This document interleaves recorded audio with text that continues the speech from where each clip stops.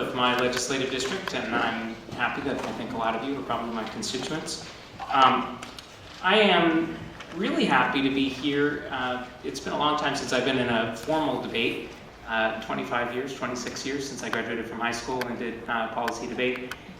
But what's most remarkable about this debate for me is that this is the first time in the many years that I've been thinking and talking about this subject that I get to be the negative one arguing against change, because we already have made the change in our state. Our legislature became the first in the country to repeal a state-enacted Defense of Marriage Act and to allow all people, regardless of their gender or sexual orientation, to marry the person that they love. That is really a remarkable fact, and it's worth pausing and thinking about that and about the possibilities that that has opened up for some of you in this room and for people all across our state. We know from our experience of the last 5 years with the state domestic partnership law that there are thousands, tens of thousands of couples living in every corner of this state, in every legislative district, in towns from Seattle to White Salmon to Zillah to Aberdeen, who before 2007 had absolutely no protection for their families. No protection for their families. And who now enjoy some benefit of equal protection from the law. Mr. Backholm talked at great length about a lot of abstract principles, but I hope through the course of my remarks today always to bring us back to the concrete reality of families in our state that exist and that need protection. Now, we could have a long debate, for example, about whether the social science supports Mr. Backholm's statement that children do best with a mother and a father.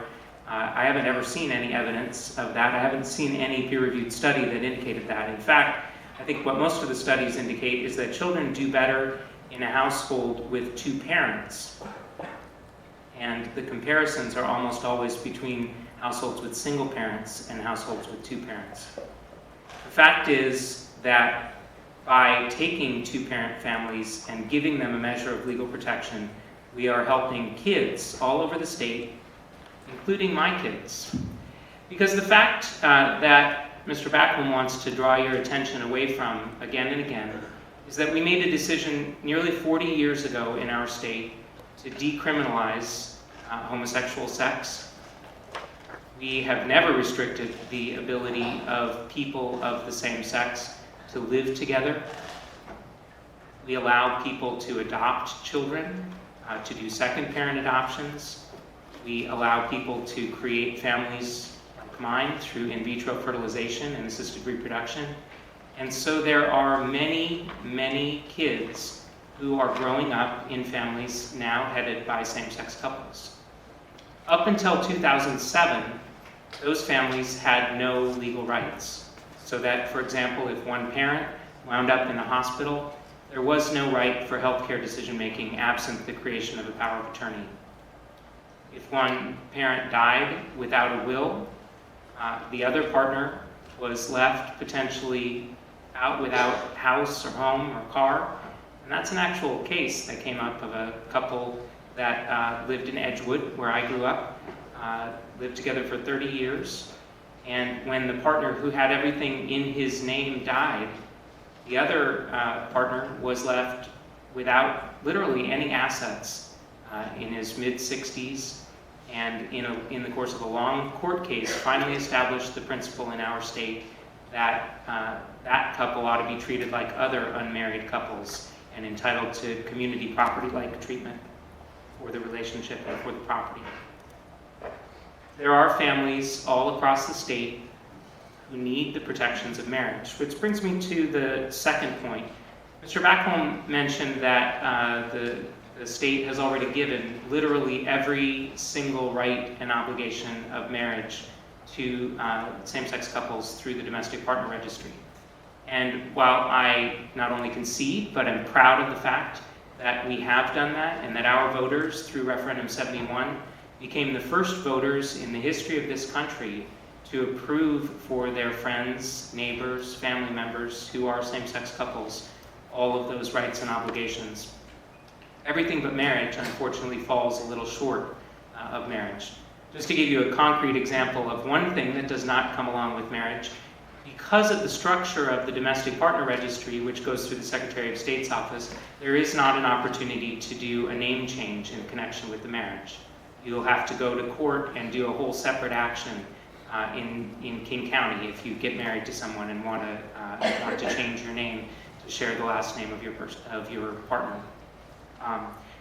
In addition, though, I think that kind of misses the point of marriage and what marriage means in our world. I think anybody who is married takes for granted that when they drive down I-5 and cross over into Portland, that they're still going to be married. Or if they cross over from Pullman or Lewiston into Clarkston in Idaho, that they'll be married and that their relationship will be treated with some legal effect in that other jurisdiction. The fact is, for Washington domestic partnerships, that those mean something only in the state of Washington. And one really important thing that the state of Washington can do for its families and for its couples is to give them a legal status that actually has some meaning beyond our borders. Because, of course, in our federal system, it is state governments that have the right to say whether someone is married or not.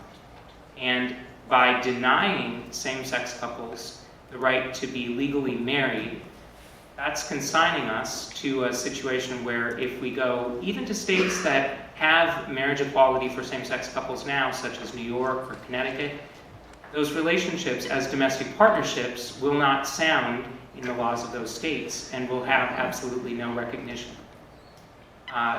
So I want to assure you that there are legal rights and obligations from all sorts of governments that have an effect outside of Washington state. That's true in the private sector as well. In my other job, one of the things that I do a lot is write shareholders agreements and other documents.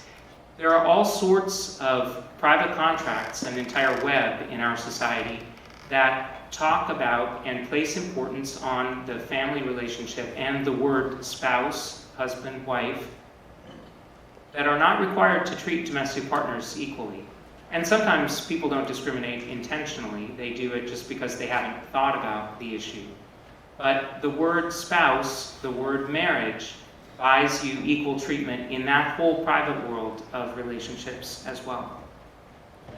I guess the other thing about the inherency debate, which is basically the question of who has the burden of proving the affirmative case, that I think is important, is that we have a situation now where we're essentially saying to one group of families that they ought not to be treated equally.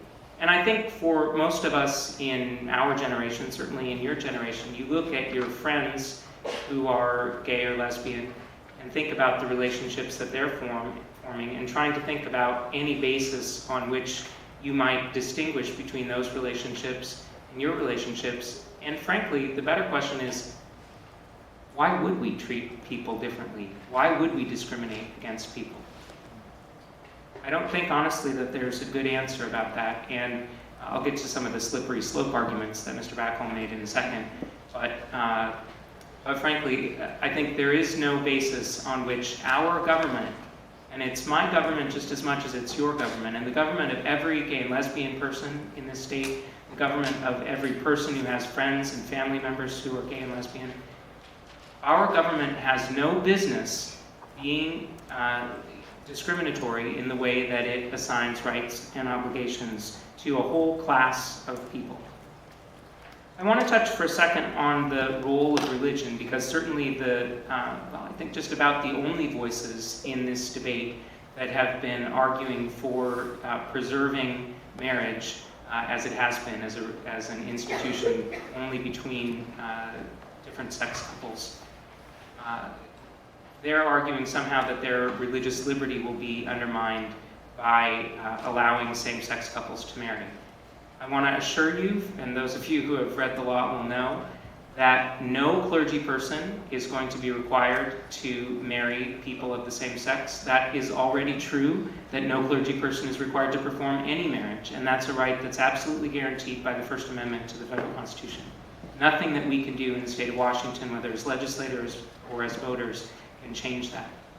In addition, in the legislation that's at issue, we went a long way toward addressing the concerns of other people who brought up the religious liberty issue. We said that no church can be forced to use its facilities to perform any marriage ceremonies. Same protection applies to religiously affiliated educational institutions. In fact, there isn't anybody who can be forced to participate in a marriage ceremony. We made very clear that the law does not affect the ability under the law of religiously affiliated institutions to decide what to do about child placement, foster care, adoption. So there are robust protections in the law already for religious liberty. Now, I suspect that what you'll hear from the other side, we've certainly heard it in the debate, is that those protections don't go far enough. People can be forced to photograph the weddings of same-sex couples or to deliver flowers to those weddings. The fact is that that's already the case, and that's a different debate. So I ask you to distinguish between the enactment of our non-discrimination law 6 years ago now, which required that if you're in business, you cannot discriminate on the basis of sex or sexual orientation, and the marriage law, which has nothing to do with the anti-discrimination law and the liability that attaches to people who choose to discriminate in the provision of public accommodations, housing, or employment. The other thing I guess that I want to say before I wrap up, and then I'll have some more time to do rebuttal, is to talk about these classes of people who are excluded from marriage right now, and debunk the idea that this bad precedent of allowing same-sex couples to marry would allow the slippery slope of everyone marrying. Mr. Backholm was too polite to mention it, but what he's talking about is prohibitions on incest, on polygamy, on presumably marriage to pets, or he didn't mention that you have to be a human being to get married. Let me just say that as a policymaker myself, I don't struggle very hard to see the legal bases on which you can distinguish the one restriction on marriage that has been repealed in our state, i.e. that the person has to be of the same gender. Regarding the age of consent, it is the age of consent because we have an idea in our law that in order to form a contract legally, you have to be old enough to understand what you are doing. And so I think that's a completely different idea, and one that it would be easy to turn back the next child wanting dessert on a completely neutral basis. Regarding the question of whether people are already married or not, I think we know from our history that there are a lot of issues, particularly around the protection of women, that come into play when we talk about legalized polygamy. The potential for abuse of people and of relationships, particularly when that's not known to the other party involved. And I'd say more fundamentally that you talk about what a redefinition of marriage would be, the entire structure of our marriage laws presumes that there is one spouse. So that, for example, if you talk about somebody who dies without a will, we know exactly to whom that property goes. If you talk about someone who's incapacitated and unable to make medical decisions, we know exactly who the default person is to make those medical decisions. It would require a complete rewriting of our laws regarding marriage to accommodate the possibility of multiple partners, and that is absolutely a mutual distinction on which you can say that people ought not to be allowed to marry who already have a spouse or domestic partner. And finally, in terms of the question of relatives, there are all sorts of reasons that have to do with the procreation of children that suggest that it's not a great idea for us to have people marrying each other who can potentially produce genetic problems in their offspring. You know, for many years, I wondered what it was that got religious conservative people so upset about marriage between people of the same sex. And then I went to a wedding, one of my cousins, in which the pastor got up and said, you know, Brooks, it's going to be your job to be Angela's head and to think for her. And Angela, it's your job to graciously submit. And fundamentally, I want to suggest to you that what this is about, the reason that this is threatening to the marriages of some different sex couples, is that they don't want to lose the control of men over women. This is fundamentally a gender issue. We'll explore that a little bit more in rebuttal.